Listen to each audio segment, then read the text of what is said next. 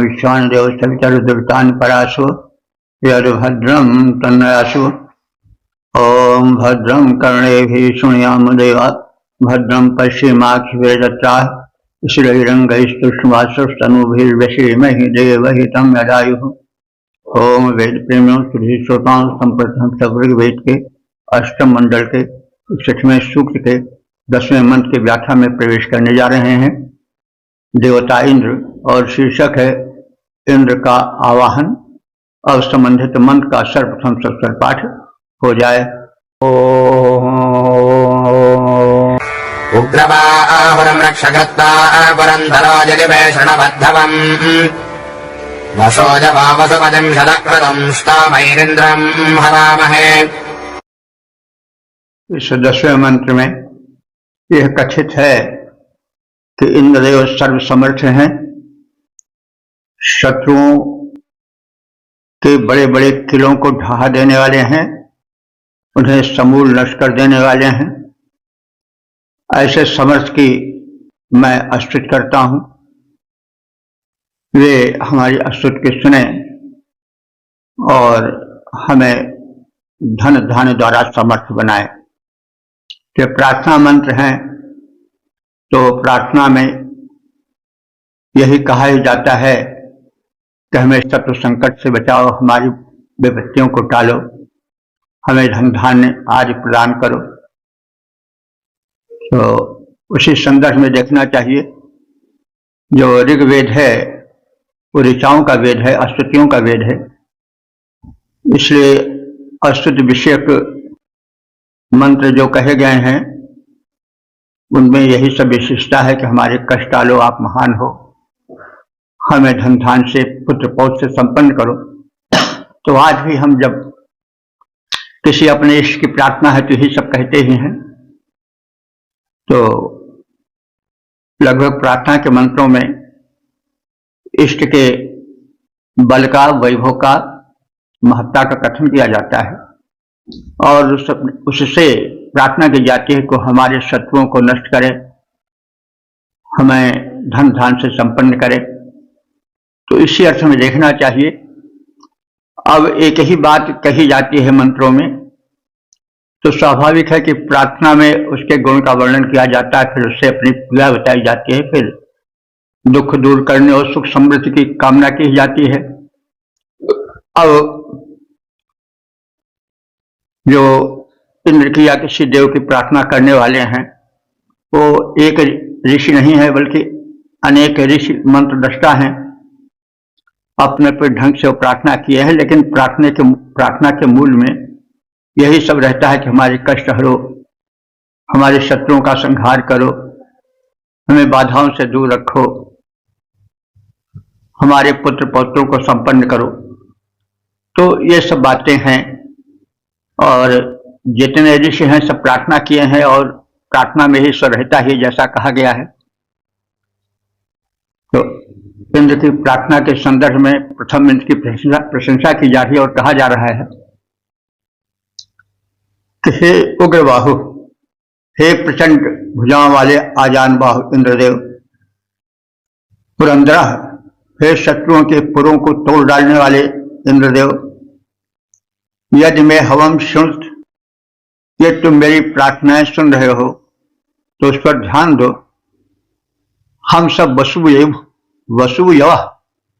धन के इच्छुक हैं जिससे कि हमारा जीवन सुखी हो और हम दूसरों को भी सुख दे सकें, क्योंकि जब हम निर्धन रहेंगे तो हम समाज सेवाया जो पात्र हैं दान के उनको कैसे दे सकेंगे। तो इसलिए धन को मांगना आवश्यक होता है। तो धन में कई प्रकार के हो सकते हैं, केवल मुद्रा धन ही नहीं। और उस समय तो मुद्रा का प्रचलन संभवतः नहीं था। गोधन, बाजधन, यही सब उस समय के प्रधान धन थे। तो अन्न धन सबसे बड़ा धन था। तो बहरहाल धन के द्वारा सेवाएं होती थी समाज की। तो जो प्रार्थी है उपासक है वो कह रहा है कि वसुयव, हम सब उपासक धनेच्छुक हैं। वसुपतिम, और हे इंद्र तुम, वसु माने धन, पति माने स्वामी, धन के स्वामी हो, और शतक क्रतुम माने सैकड़ों शुभ कर्म करने वाले हो। अस्तोमयी हवा में है, ऐसे समर्थ इंद्र की धनेच्छुक हम सब उपासक अस्तोमयी माने स्तुति संबंधी मंत्रों से हवा में माने आह्वान करते हैं, बुलाते हैं। शत्रुओं के संहारक इंद्र, शत्रु नगरियों को तोड़ डालने वाले इंद्र, आजानुबाहु प्रचंड भुजाओं वाले इंद्र, सैकड़ों शुभ कर्म करने वाले इंद्र, हे देव, हम तुम्हारी प्रार्थना करते हैं, हमारी प्रार्थनाएं सुनो। धन वैभव के इच्छुक हम तुम्हें स्तुति मंत्रों द्वारा, स्तोत्रों द्वारा बुलाते हैं। अरे संहारक रिपुपुर भंजक, अरे संहारक रिपुपुर भंजक, शत शुभ कर्मा सुखकारी, आजान बाह, हे इंद्र देवता, विनती सुनो हमारी। धन वैभव के इच्छुक हम सब तेरे भक्त कहाते, स्तोत्रों के द्वारा भगवन सादर तुम्हें बुलाते। ओम 8:61 11 देवता इंद्र शीर्षक महान दानी इंद्र। अब संबंधित मंत्र का सर्वप्रथम सत्सर पाठ हो जाए। न पापासो मनामहे नाराजासो न जल्भवः, यदिन्द्रम् वृषणम् सदा सुदेदघाजम् गृणवामहे। इस 11वें मंत्र में यह कथित है कि इंद्र उसी के बुलाने पर आते हैं जो यज्ञशील जीवन बिताते हैं। यज्ञशील जीवन वह जीवन है जो प्रदान प्रधान होता है, आदान प्रधान नहीं, जिसमें दिया ही जाता है, लेने की कांक्षा नहीं रहती। लेने की कांक्षा रहती है तो केवल संबंधित देवता से, क्योंकि दाता एक राम भिखारी सारी दुनिया। तो इसी भाव से भरे हुए मंत्र को इस 11 संख्यक मंत्र में हम भाव को स्पष्ट करेंगे। और इस मंत्र में यह कहा गया है कि इंद्र यज्ञशीलों को, शुभ कर्म कर्ताओं को ही मानते हैं, उनके ही दुख दर्द को दूर करते हैं। जो पापी हैं, दुराचारी हैं, वे इंद्र के कृपा पात्र नहीं बन पाते हैं। तो बड़ी अस्पष्ट बात इसमें कह दी गई है कि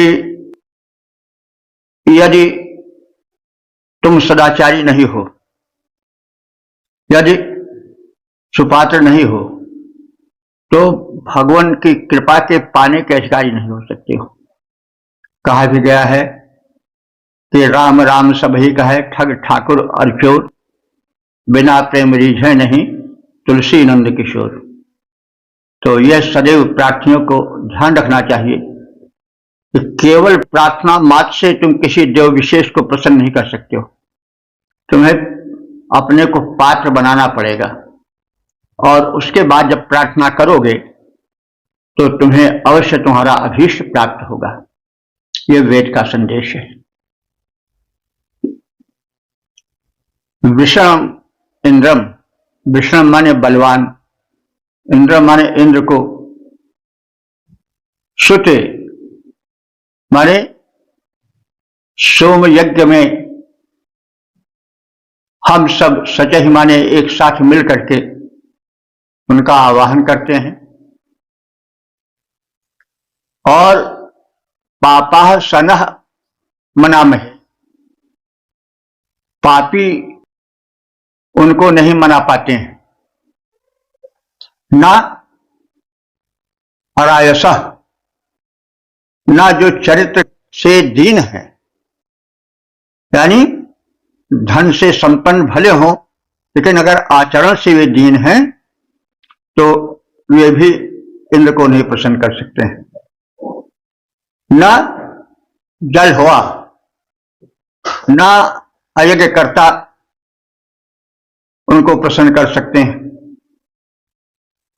तो सुपात्रता चाहिए इंद्र की कृपा प्राप्ति के लिए, जिस कारण बलशाली इंद्र को एक साथ मिलकर हम उनके उपासक स्तुत करते हैं और उन्हें अपना सखा बनाते हैं। उसका कारण यह है कि हम उससे ना पापी, ना दरिद्र और ना अयज्ञशील लोग प्राप्त कर सकते हैं। और यह हमारा विचार है। इसलिए हम सब मिल करके अपने को शुद्ध बना करके सदाचार संपन्न बना करके फिर मिलकर उसकी प्रार्थना करते हैं। तो बड़े इंद्र को मिलजुल कर हम मित्र बनाते हैं। उसे अयज्ञशील दरिद्र माने आचरण से जो दरिद्र हैं, उसे अयज्ञशील दरिद्र न तो पापी ही पाते हैं। ओम 8, 61, 12 देवता इंद्र शीर्षक महान पराक्रमी इंद्र। अब संबंधित मंत्र का सर्वप्रथम सस्वर पाठ हो जाए। उग्रञ्जगत्मप्रदनासुसासहिमृणकादिमदाभ्यम् वेदाभ्रमञ्जत्सनिदारथेदमाभाजनञ्जमिधो न शत। इस 12वें मंत्र में यह कथित है कि इंद्र समर्थ है, बली है, अदम्य है और श्रेष्ठ रथी है। उसे तीव्र गति वाले अश्वों की पहचान है। इसलिए हम उससे जुड़कर उसकी भक्ति करके अपने जीवन को सफल और सुखी बना सकते हैं। पृतनासु सासहिम, पृतनास युद्ध को कहते हैं। पृतनासु माने युद्धों में, सासहिम माने पराक्रम प्रकट करने वाले, पराभूत न होने वाले। ऋण कातिम, उपासक को ऋण से दूर करने वाले, यानी ऋण के कारण उसे कष्ट न मिलने पावे ऐसा प्रयत्न करने वाले समर्थ इंद्रदेव। अदाभ्यम माने वे अदम्य हैं, उनको कोई दबा नहीं सकता है। उग्रम, वे प्रचंड वीर हैं। युयुज्म, उनसे हम अपना संबंध जोड़ते हैं। युयुज्म, उनसे हम अपने को जोड़ते हैं। वे इंद्र रथितमः, श्रेष्ठ रथी हैं। रथ पर जो अपना पराक्रम दिखा सके वो रथी है। रथितमः माने महारथी। वे इंद्र महारथी हैं और रथियों में श्रेष्ठतम हैं। भ्रमम वाजिनम वेद, वे द्रुतगामी अश्व को पहचान लेने वाले हैं, यानी सबको द्रुतगामी अश्वों की पहचान नहीं होती। और यदि हम अश्व खरीदना चाहें, प्राप्त करना चाहें, तो आवश्यक है कि हम यह जान सकें कि कौन ऐसा अश्व है जो बहुत तेज भाग सकता है। तो इसका लक्षण सब लोग नहीं जान पाते हैं, लेकिन इंद्र जो है वो द्रुतगामी अश्वों की पहचान रखता है।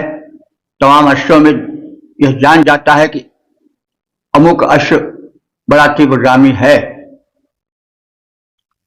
अब देखिए यहां पर इंद्र में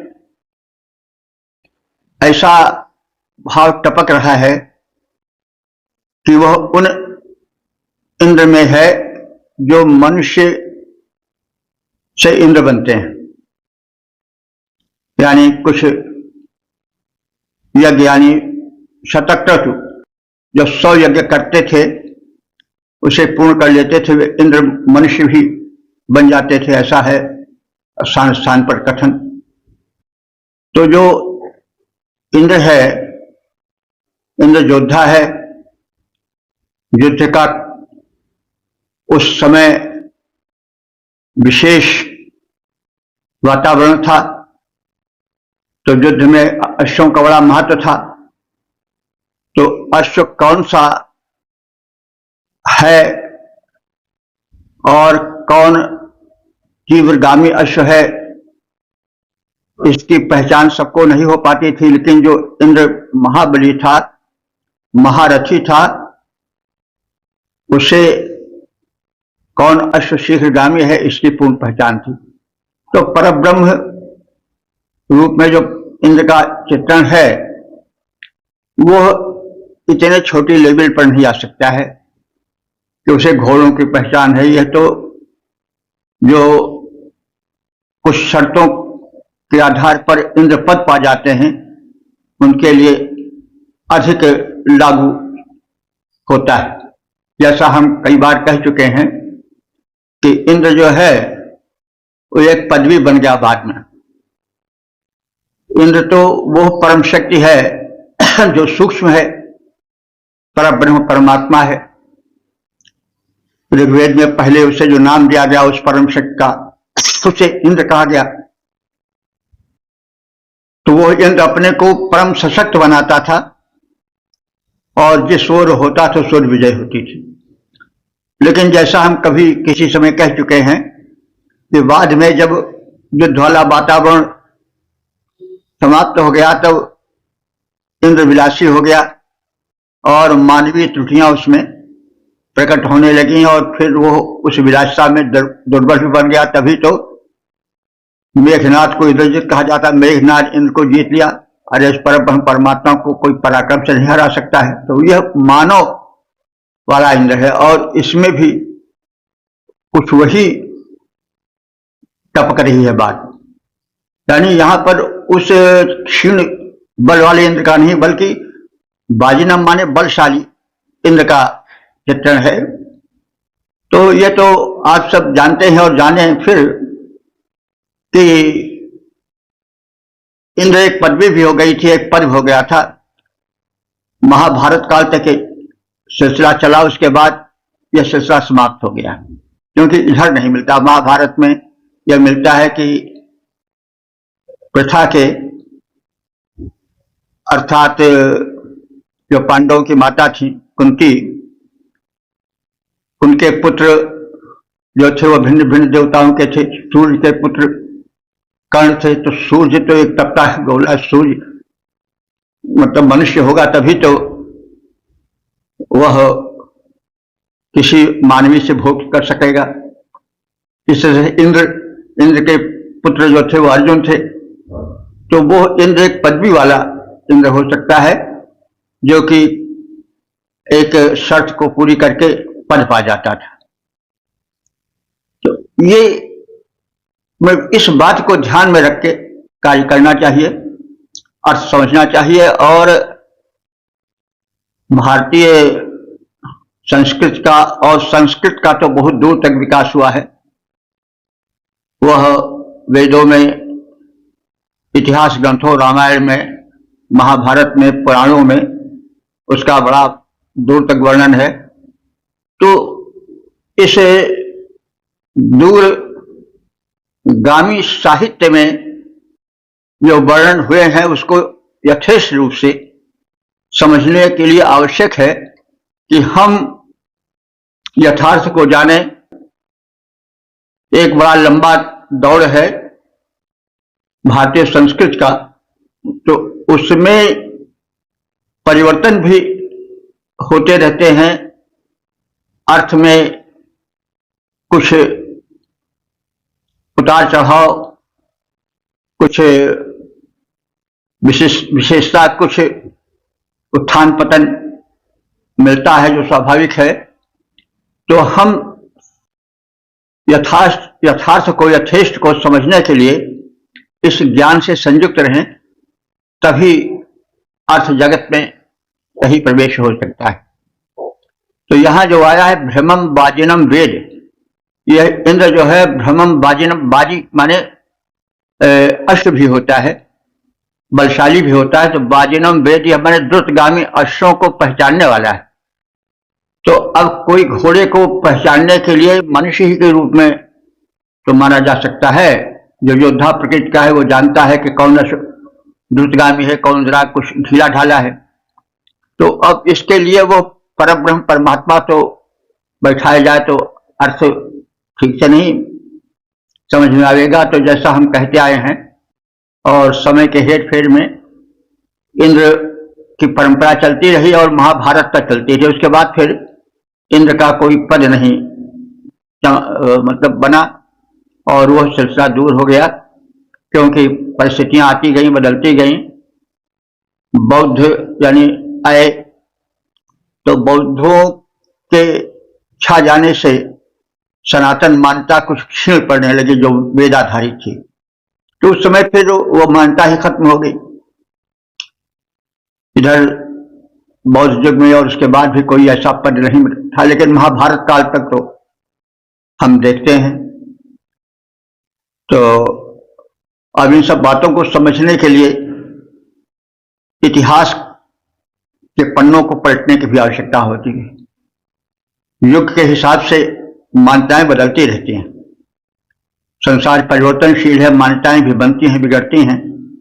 इन सबको हम जब ध्यान में रखेंगे तभी न्याय कर सकेंगे किसी भी ग्रंथ के साथ, किसी भी मान्यता के साथ। तो कहा गया है कि इंद्र जो है वो द्रुतगामी अश्वों की पहचान करने में कुशल है। तो इसलिए ऐसे इंद्र की हम प्रार्थना करते हैं।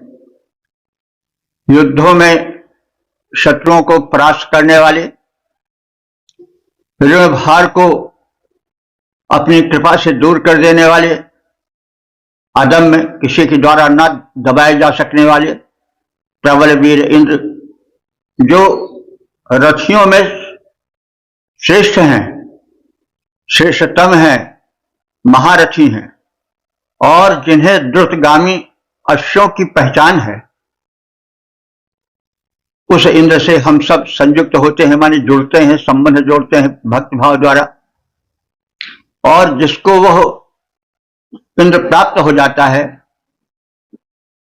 उसकी अनुकंपा हो जाती है, जिस पर वो धन्य हो जाता है और सुखी हो जाता है। रण में अर को करते परास्त, ऋण भार दूर कर देते हैं, जो हैं अदम्य, अनुदानों से भक्तों के घर भर देते हैं, जो हैं रथियों में महारथी, गतिशील अश्व के ज्ञाता हैं, उनसे हम जुड़ने पर सब कष्ट दूर हो जाता है। ओम 8, 61, 13 देवता इंद्र शीर्षक रक्षार्थ प्रार्थना। अब संबंधित मंत्र का सर्वप्रथम सस्वर पाठ हो जाए। यदा इंद्रभयामहे ततो नो अभयं गृधे मघवञ्चद्धतमदन्न ओजभरविद्वशो विमृधो ओजहि। इस 13वें मंत्र में निर्भय जीवन की कामना इनसे की गई है, और जहां जहां बाधाएं हों, जहां जहां भयभीत बनाने वाले प्रसंग हों, वहां वहां रक्षा की प्रार्थना है। यथा यथा समझे से ततः नो अभयम कुरु। जहां तक हमारी चेष्टाएं हों वहां हम निर्भय हों, हमें भय रहित करो, क्योंकि मनुष्य भय की छाया में जीता है। कभी रोग होने का भय, कभी जो प्राप्त है उसके खो जाने का भय, कभी शत्रु का भय, कभी रोग शोक का भय। इस तरह से मनुष्य भय में जीता है। तो सबसे प्रथम यह कामना करनी चाहिए परम शक्ति कि हम निर्भय जीवन जिएं, हमें भय से कंपित जीवन न बिताना पड़े। तो हे इंद्र, यतः भयामहे, जहां से हमको भय हो रहा है वो कोई भी स्थान हो, कोई भी परिस्थिति हो, न हमें ततः माने वहां से अभयम कृत निर्भय बनाओ। चाहे शत्रु बाधा हो, चाहे दारिद्र्य का दुख हो, चाहे जीवन के भिन्न भिन्न क्षेत्रों में आने वाले भय के अवसर हों, उन सब से हमको मुक्त करो, हम निर्भय जीवन बिताएं। मघवन, हे ऐश्वर्यवान इंद्रदेव, मघ कहते हैं ऐश्वर्य को, और मघवा कहते हैं ऐश्वर्यशाली, और मघवन उसी का संबोधन है। हे मघवन, हे ऐश्वर्यवान इंद्रदेव, तव तत् ऊतिभि, तव माने तुम्हारी, तत् माने वो, ऊतिभि माने संरक्षण के साधन, न शक्ति, हमें निर्भय करें और समर्थ बनावें। न शक्ति, हमको समर्थ करें और आप हमको समर्थ बनाओ। दुषः मृधा जय, हमारे दुषा हमारे दोषियों को, जो हमसे ईर्ष्या रखते हैं, द्वेष रखते हैं, हमें बर्बाद कर देने के लिए सदैव कमर कसे रहते हैं, ऐसे मृधा, मृधा माने हिंसक प्रवृत्ति वाले मनुष्यों को जय माने मार डालो। तो जहां जहां से हम भय खाते हैं, जहां जहां हमको भय है, वहां वहां से हे इंद्रदेव हमको निर्भय बनाओ। हे ऐश्वर्यवान इंद्र, तुम परम समर्थ हो, अतः अपने सामर्थ्य से हमारे शत्रुओं और हिंसक प्रवृत्ति वाले दुष्टों से हमें बचाओ और उनको नष्ट करके हमें पूर्ण सुखद संरक्षण प्रदान करो। जहां जहां से भय है हमको निर्भय वहां करो। हे ऐश्वर्यवान सुरपति, सब बाधा व्यथा हरो। परम समर्थ देवता हो, परम समर्थ देवता हो तुम, दूर करो सब कष्ट, रक्षा करो हमारे हरि, हिंसक को करो विनष्ट। ओ 8, 61, 14 देवता इंद्र शीर्षक यज्ञ में आवाहन। अब संबंधित मंत्र का सर्वप्रथम सस्वर पाठ हो जाए। ब्रह्मिराधस्पदे राधसो महः स्वजस्यासि विधतः तन्वा वयम् मघवन्निन्द्रगिर्वणः सुदावन्तो हवामहे। इस 14वें मंत्र में इंद्र के सामर्थ्य के कथन और धन धाम आदि के संरक्षण हेतु प्रार्थना है।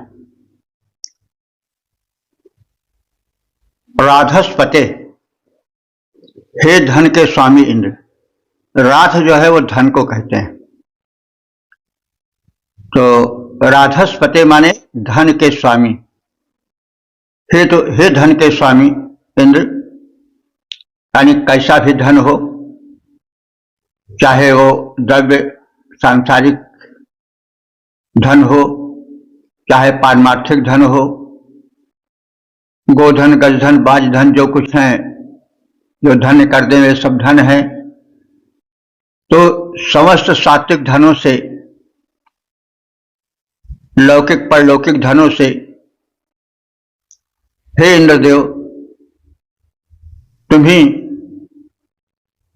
प्राप्त कराने में सक्षम हो। विधतः माने यजमान के, महाराधसा क्षमस्यसि, महाराधसा माने महान ऐश्वर्य, राथ माने वही धन ऐश्वर्य, तो महाराजसा महान धन ऐश्वर्य। और क्षय से, देखिए क्षय माने होता है घर, जिसमें निवास किया जाए वो घर है। तो क्षय से जो क्षय होता है उससे अर्थ नहीं लेना चाहिए। समुदाक्षी धातु है, उससे बनता है जहां रहा जाए वो स्थान, तो वो स्थान घर ही है। तो क्षय से माने घर के। ऋग्वेद में क्षय का अर्थ विनष्ट करने के लिए नहीं, बल्कि घर के लिए ही, आश्रयप्रद घर के लिए ही प्रयुक्त हुआ है। तो हे इंद्र तुम महाराजसा, महद ऐश्वर्य और क्षय से माने घर की वृद्धि करने वाले हो। गिरवण, गिरवण माने अस्तुत्य, प्रार्थना योग्य, अस्तुत योग्य, महान। मघवन माने ऐश्वर्यशाली इंद्र। विशेषण है कि हे गिरवण, हे अस्तुत्य, मघवन, हे महद ऐश्वर्युक्त इंद्र देवता, ऐश्वर्यवान इंद्र देवता। सुतावंतः वयम, सुतावंतः माने सोम यज्ञ करने वाले हम। देखिए सुत माने पुत्र होता है, जो ज्यादा प्रचलित है, लेकिन सुत जो है ऋग्वेद में अधिकतर आया है निचोड़े गए सोम के लिए। सुत जो निचोड़ा गया हो, तो सुतावंतः माने सोम रस के आधिक्य से होने वाला जो सोम यज्ञ है, तो सुतावंता माने सोम यज्ञ करने वाले वयम, हम सब, यजमान, तम त्वा, उस तुमको जिसका कथन, जिसका वैशिष्ट्य, जिसकी महत्ता ऊपर बताई गई है शब्दों में, ऐसे सक्षम इंद्र को हवा में है हम सब बुलाते हैं अपने यज्ञ में, सोम यज्ञ में। हे वैभव के अधिपति इंद्र, तुम यजमान के महान ऐश्वर्य और उसके घर की वृद्धि करने वाले हो। हे स्तुत्य ऐश्वर्य संपन्न इंद्र, सोम यज्ञ करने वाले हम यजमान तुम जैसे समर्थ देव को अपने यज्ञ में बुलाते हैं।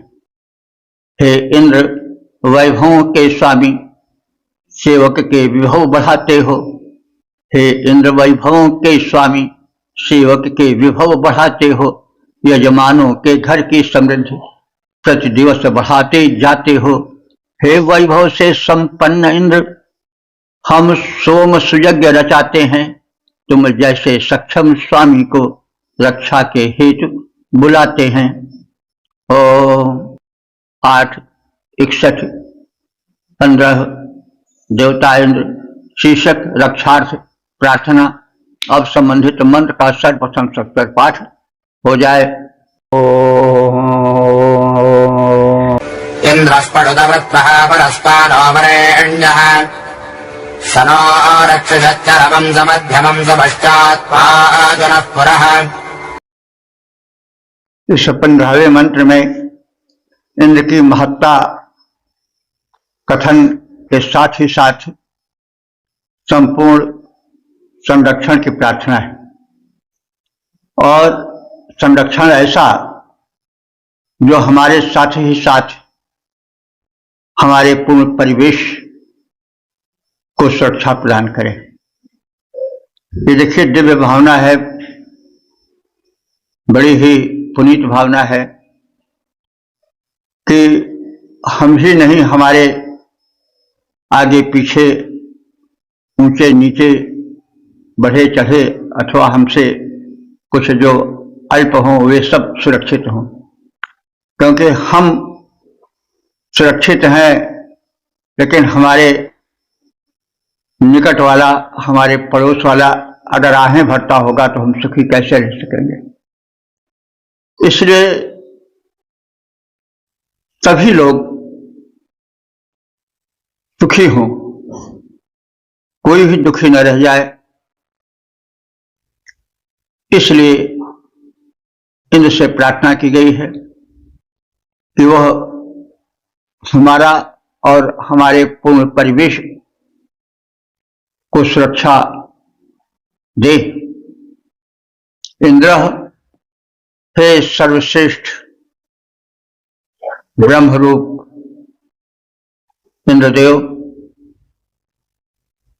स्वट, स्वट माने तुम सर्वज्ञ हो। सर्वज्ञ से क्या कहा जाए, सर्वज्ञ कह दिया गया तो सब कुछ हो गया, लेकिन फिर भी कहना पड़ता है और कहना भी चाहिए कि वृत्तहा, तुम वृत्तासुर ऐसे सबल दैत्य का दलन करने वाले हो, परहपा और श्रेष्ठों का भी पालन करने वाले हो। ये तुम्हारे सामर्थ्य का द्योतन है। जो बहुत बड़े हैं, जो परम समर्थ हैं, उनको भी सामर्थ्य देने वाले हो और रक्षकों की भी रक्षा करने वाले हो, पालन करने वालों को भी पालन करने वाले हो। नह वरेण्य, नह माने हम सबके, वरेण्य माने पूज्य, तुम हम सबके वर्णीय हो, पूज्य हो। सह ऐसे वह तुम, नह चरमम रक्षिषत, हमसे सर्वोच्च की भी रक्षा करो, यानी जो हमसे चरम है, बढ़े चढ़े हैं, उनके भी रक्षा करो। यह प्रशस्त भावना है। प्रायः मानव की दुर्बलता है कि वो जो अपने से बड़ा रहता है उससे ईर्ष्या करते हैं और कहते हैं वो कैसे हमसे बड़ा हो गया। लेकिन यहां एक दिव्य भावना है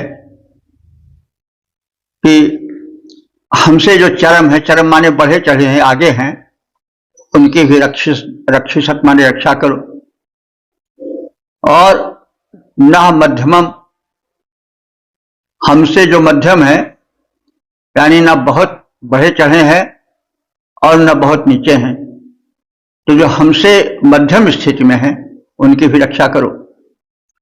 सह माने वह, तुम, न माने हम से जो पश्चात माने पीछे हैं, और जो पुरः माने सामने हैं, आगे हैं, उनको भी पाथ रक्षा प्रदान करो। इंद्र सर्वज्ञ है, वह वृत्रहंता है, श्रेष्ठों के पालन करता है। हमारा यह वर्णीय देव इन गुणों से परिपूरित है। ऐसा इंद्र हम में से जो सर्वोत्तम है उनकी भी रक्षा करते रहें। वे इंद्र उनकी भी रक्षा करें जो मध्यम कोटि के हैं, ना हमसे बहुत आगे हैं, ना हमसे बहुत पीछे हैं, हमारे मध्य में हैं, उनकी भी रक्षा हो, उनकी भी रक्षा हो। जो हमारे पश्चात माने पीछे हो, सभी कोटि के प्राणियों की, मनुष्यों की रक्षा इंद्र के द्वारा हो। कोई ऐसा न हो, किसी वर्ग का कोई भी ऐसा, किसी भी हैसियत का, किसी भी स्थिति का भले क्यों न हो, वह इंद्र द्वारा सुरक्षित हो। इसमें सर्वे भवन्तु सुखिनः, सर्वे सन्तु निरामयाः, सर्वे भद्राणि पश्यन्तु मा कश्चित् दुःख भाग् भवेत् का भाव है। इंद्र सर्वज्ञ है, वह समर्थ है। वृत्तासुर ऐसे प्रबल दैत्य का संहार करने वाला है, श्रेष्ठों का पालन करने वाला है, हमारा वर्णीय परम पूज्य देवता है। ऐसा समर्थ इंद्र हम में से जो सर्वोत्तम है, आगे हैं, उनकी भी रक्षा हो, उनकी भी रक्षा करें। जो मध्यम कोटि के हैं उनकी भी रक्षा करें, और इंद्र आगे और पीछे दोनों ओर से हमारी रक्षा करें। हमारा संपूर्ण वातावरण सुरक्षित रहे, कहीं किसी ओर से कष्ट ना आने पावे, हम सुरक्षित हैं। हमारा समाज, हमारा पड़ोस, सर्वस्व सबका सुरक्षित है। ऐसा इंद्र देवता करें, वे सर्वसमर्थ हैं। सर्वज्ञ वृत्त का वध करता, सर्वज्ञ वृत्त का वध करता, श्रेष्ठों का पालन करता है। वर्णीय देवता हम सबके सारे संकट को हरता है। हम में से जो उत्तम मध्यम, उनकी रक्षा करते जाएं, आगे पीछे दोनों दिश से हम सबका रक्षक, हम सबके रक्षक बन आए। ओम 8, 61, 16 देवता इंद्र शीर्षक रक्षार्थ प्रार्थना। अब संबंधित मंत्र का सर्वप्रथम सस्वर पाठ हो जाए। तन्नः पश्चादधरावत्तरात् पर इन्द्र निपाहि विश्वदाः आरे अस्मत्कृणहिदैव्यम् भयमारे हेतिरदेवीः। इस 16वें मंत्र में इंद्र से संपूर्ण रक्षा की प्रार्थना है। ऐसा समझ पड़ता है कि दुर्गा सप्तशती आज में कवच है, जिसमें यह कहा गया है कि हमारे जो आगे है उसकी भी रक्षा हो, हमारी रक्षा पीछे से भी हो, दाहिनी ओर से, बाईं ओर से, ऊपर से, नीचे से। तो कवच का पाठ मिलता है दुर्गा सप्तशती आज ग्रंथों में। तो ऐसा समझ पड़ता है कि इन्हीं मंत्रों से वे प्रभावित होकर के कवच संबंधी श्लोकों की रचना किए होंगे। तो इंद्रदेव परब्रह्म परमात्मा है, सर्वोच्च हैं, सशक्त हैं, और वे हमें समस्त प्रकार की बाधाओं से मुक्त करने में सक्षम हैं, और वे हमें बाधा मुक्त जीवन दें। इंद्र हे सर्वश्रेष्ठ स्वामी परमात्मन इंद्र देवता, तुम पश्चात परः अधरान उत्तरात विश्वतः। तो पश्चात माने पीछे से, पुरः माने आगे से, अधरात माने नीचे से, उत्तरात माने ऊपर से, विश्वतः माने सभी ओर से।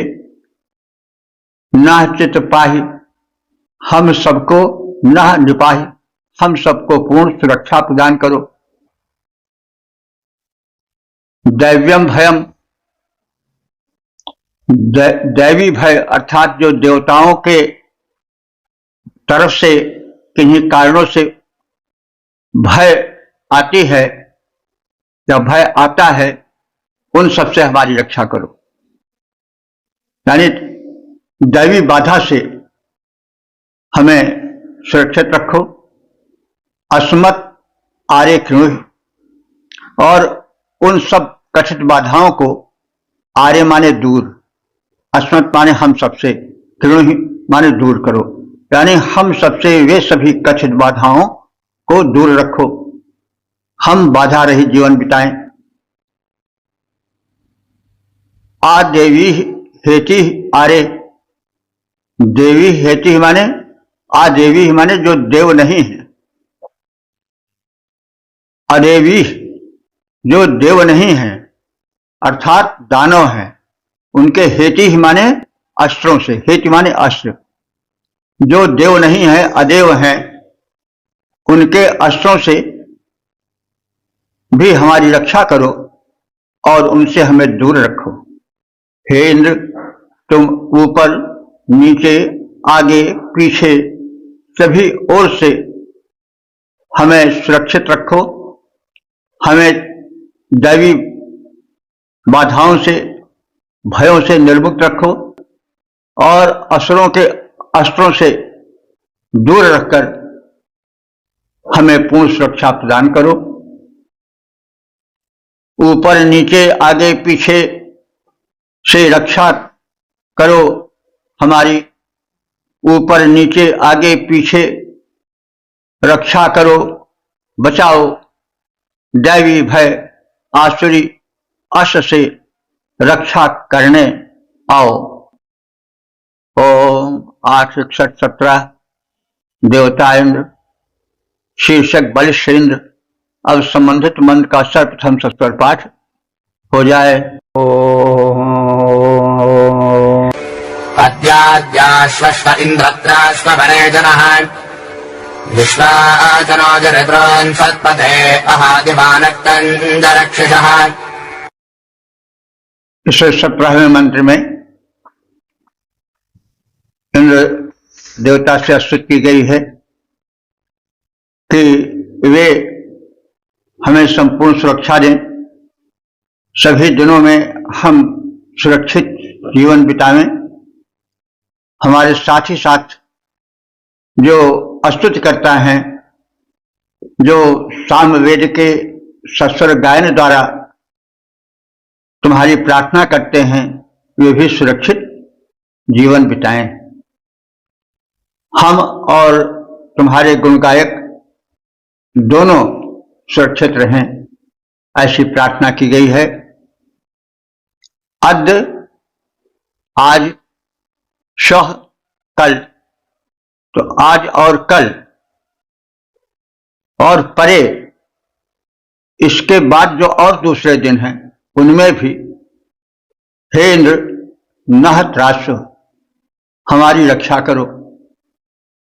सत्पते, हे सज्जनों के परिपालक इंद्रदेव, विश्व अहा दिवानक्तम च, विश्व माने संपूर्ण, अह माने दिन, दिवा माने दिन के समय, नक्ता माने रात के समय, तो संपूर्ण दिनों और दिवस तथा निशा के समय में हमारी रक्षा करो।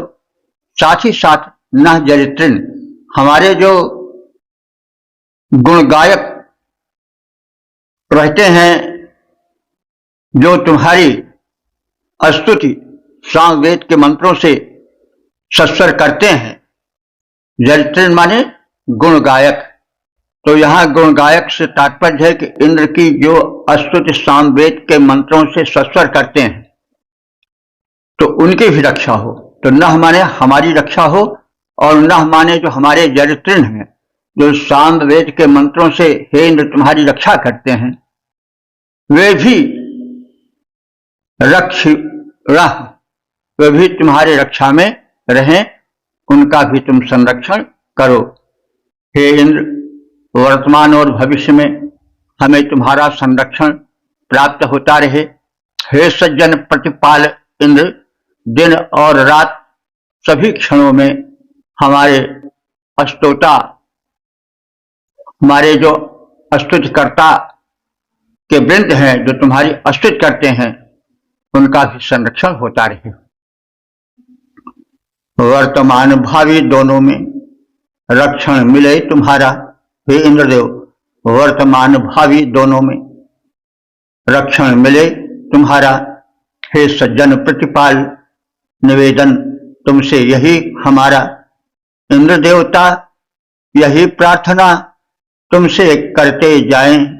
स्तुति करता सदा हमारे तुमसे रक्षा पाए। ओम 8, 61, 18 देवता इंद्र शीर्षक वरिष्ठ इंद्र और संबंधित मंत्र का सर्वसम पाठ हो जाए। प्रभंगेशोरो मघवा तवे मघः सम्मिश्वा वीर्यायतन् उभादे बाहो वृषणाशतक्रतो निजा वज्रम् विविक्षतोः। इस 18वें मंत्र में जो इस सूक्त के समापन का मंत्र है, उसमें सोमपान करने से मदमस्त हो जाने वाले इंद्र का, संपन्न इंद्र का गुणगान करके उसकी श्रेष्ठ उत्तम भुजाओं, बलशाली भुजाओं का कथन है, उनकी महत्ता का प्रदर्शन है। तो प्रभंगी, हे शत्रुओं को अंग भंग कर देने वाले इंद्र।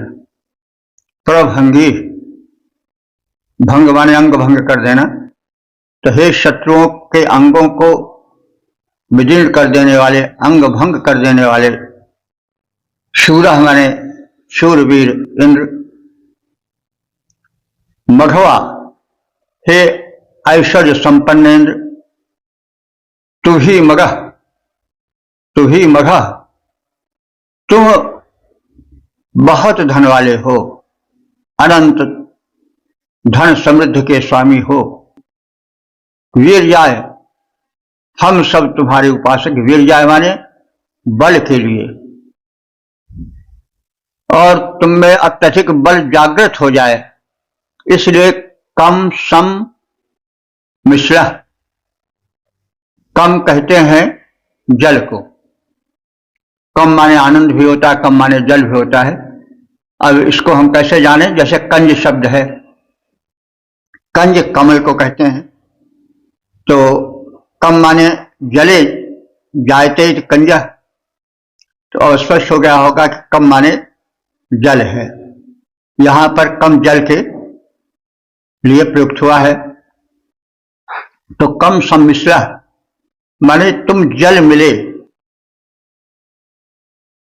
सोमरस पान करने वाले हो, अथवा आनंद दायक गोदुग्ध और स्वर्ण भस्म आदि मिले हुए सोमरस का पान करने वाले हो, जो कि कम माने आनंददायक है। तो यह तो पिछले तमाम मंत्रों में व्यक्त भी किया गया है कि सोम लता कूटी जाती है, कूटने के बाद उससे रस निचोड़ा जाता है। वह रस में कुछ खुरदरा और मोटा सा होता है, तो उसमें पवित्र नदियों का जल मिलाया जाता है। फिर दुग्ध दध आदि जो आवश्यक है, और उसमें तमाम भस्में भी मिलाई जाती हैं। तो इस प्रकार से सोम बड़ा ही उत्तम और बलशाली बन जाता है, बल संपन्न बन जाता है। तो इंद्र जो है ऐसे ही आनंददायक अथवा जल मिश्रित सोम का पान करने वाला है। और शतक्रतो, हे शतक्रतो, सैकड़ों शुभ कर्म करने वाले इंद्रदेव, जब तुम सोम पान करके आनंदोत्साहित हो जाते हो, तो या वज्रम मिमिक्षतु, तो जो तुम वज्र धारण करते हो, तो ते उभो बाहु, वे तुम्हारी दोनों भुजाएं जो वज्र को धारण करने वाली हैं, वे वृषभु, विष्णु बड़ी बलशाली बन जाती हैं। यानी जब इंद्र सोमपान करते हैं और उसमें जल मिश्रित, दुग्ध मिश्रित एवं अन्य योग जो होता है स्वर्ण आदि का, जब उससे मिश्रित सोम रस का पान करते हो तो हिंद तुम्हारे बल का पारावार नहीं रहता है। पारावार समझा नहीं जा सकता है, कितना बलशाली तुम्हारी भुजाएं हो गई हैं, ये जान नहीं मिलता है। तो ऐसी तुम्हारी दोनों बलशाली भुजाएं हम सबका रक्षण करें। शत्रु मर्दन करता शूरवीर ऐश्वर्यवान, इंद्र जल मिश्रित सोम रस का पान कर आनंदोत्साह से भर जाते हैं। वज्रधारणी इंद्र की दोनों भुजाएं बड़ी बलिष्ठ बन जाती हैं और उससे पूर्ण संरक्षण का वातावरण छा जाता है। जब जल मिश्रित सोमपान कर इंद्रमत्त हो जाते हैं, जब जल मिश्रित सोमपान कर इंद्रमत्त हो जाते हैं, और मर्दन वह वीर इंद्र जो अति संपन्न कहते हैं, तब निज बलवान भुजाओं में वह भीषण वज्र उठाते हैं, तब शूरवीर ऐश्वर्यवान वह अतुलित शोभा पाते हैं। तो इस प्रकार से हम सब ने ऋग्वेद के 8वें मंडल के 61वें सूक्त के 18 मंत्रों की संक्षिप्त व्याख्या से परिचय प्राप्त किया। अब तक ले जो मंत्र व्याख्यायित हो चुके हैं उनकी संख्या हो चुकी है 7130। यह परम सौभाग्य का विषय है। वेद भगवान की कृपा है कि हम वेदारण्य से गुजरते हुए उसके सुभग मंत्रों से, सशक्त मंत्रों से, कल्याणकारी मंत्रों से परिचय प्राप्त किए। इस सूक्त के देवता इंद्र हैं। इंद्र की स्तुति की गई है, उन्हें परमवीर पराक्रमी बताया गया है और उन्हें असुरों का विनाशक, जो दैवी प्रकृति के